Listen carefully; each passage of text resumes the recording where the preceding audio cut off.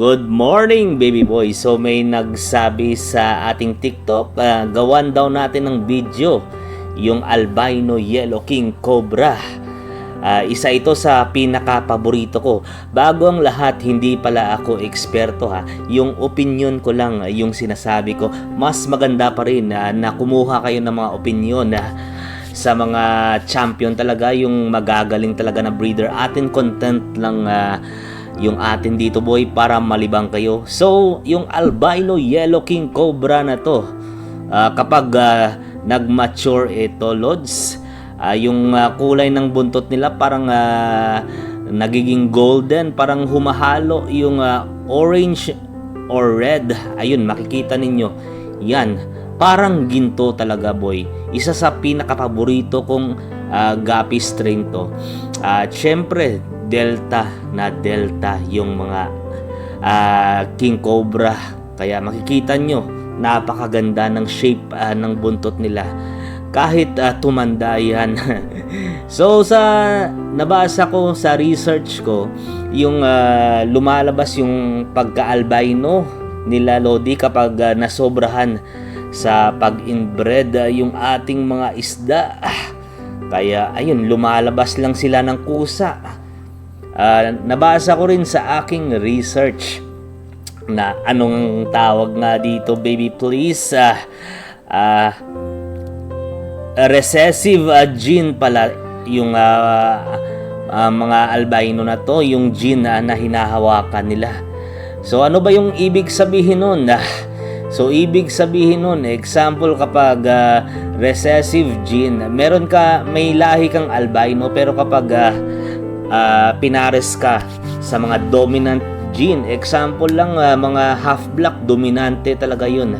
So hindi lalabas yung pagka-albino mo.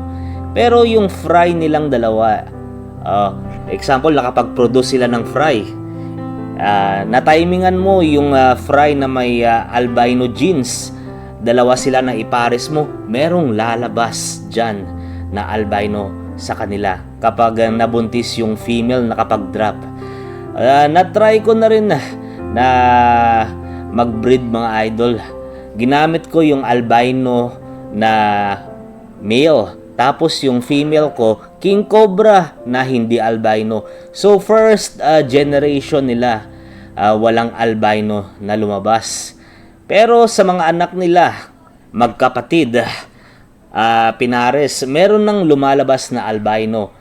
So yung mga anak nila, na mana nila yung albino genes. Kaya kapag pinares mo yung dalawang yun, kahit hindi sila albino, mag-produce pa rin sila ng albino. Kaya yun sa experience ko, yung king cobra na to mga idol. At syempre hindi pala porke may albino ka nasobrahan pala sa inbreeding, hindi yun.